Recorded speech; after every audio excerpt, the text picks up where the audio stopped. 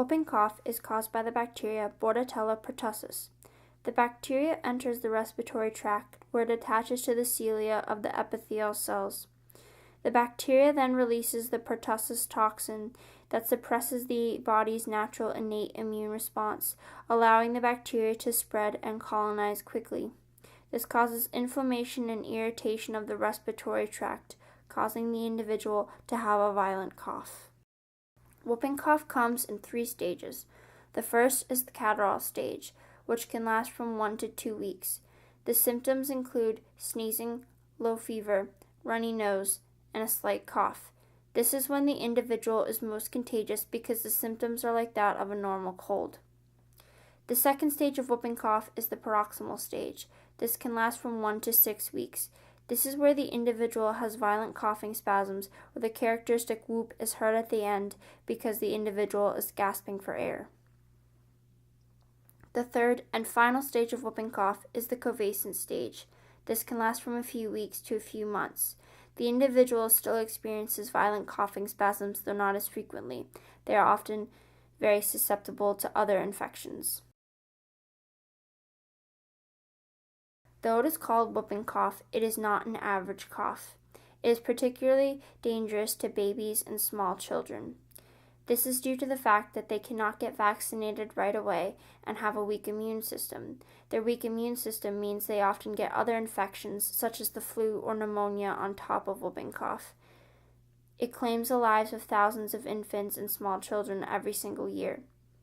It can also lead to brain damage because they cannot catch their breath as quickly between spasms. There is a lack of oxygen delivered to the brain during the coughing spasms. If an individual has whooping cough, they are often given a 5-day antibiotic treatment. After the 5 days, they are no longer contagious but will continue to cough for weeks afterwards. It is also recommended that individuals around the person with whooping cough receive the treatment as it is very contagious. Developing the whooping cough vaccination went through several stages. A woman by the name of Pearl Kendrick did a lot of research in the field of whooping cough in the 1940s. When children were diagnosed with whooping cough, they were often quarantined for weeks because we didn't know how long they were contagious for. Pearl Kendrick discovered that they were contagious for about 3 weeks after the onset of the infection. She was also the first one to develop a vaccination for whooping cough. It was a whole-cell Bordetella pertussis cell vaccination that was inactivated by heat. Her vaccination saved the lives of thousands of children in America as well as all over the world. However, we later found that immunity waned from this vaccination over time, so an acellular pertussis vaccination was formed. It also protected against other diseases. DTP was formed for infants and TDAP was for adults, the P standing for pertussis.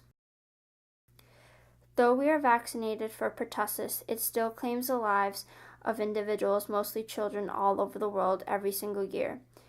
In 2012, 48,277 cases were reported in the United States alone, and worldwide there was an estimated of 16 million cases and 200,000 deaths of children last year.